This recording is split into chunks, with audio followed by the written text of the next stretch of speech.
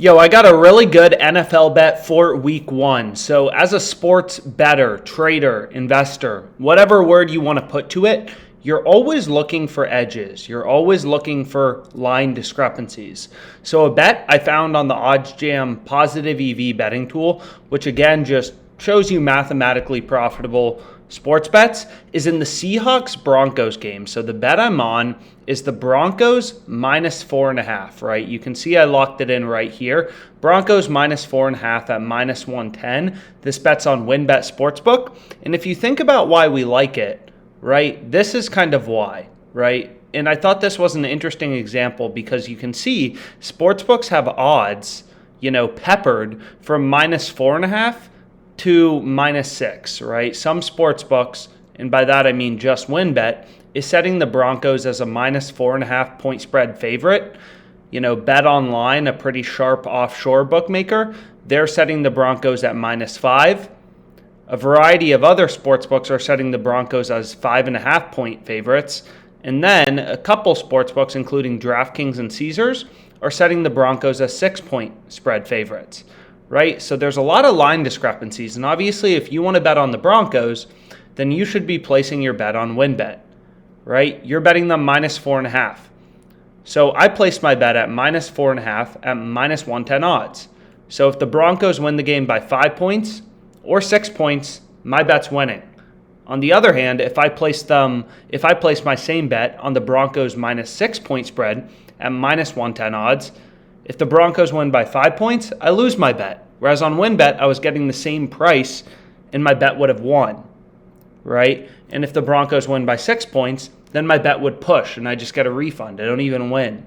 So as a sports bettor, right, you're always looking for edges. You're always looking for value, right? We already know no profitable sharp bettor is winning every single bet. It's all about having an edge over the long run and making money by finding these edges and kind of squeaking them out, right? You're day trading sports, you're investing in sports in bets that are mathematically profitable, that are mispriced.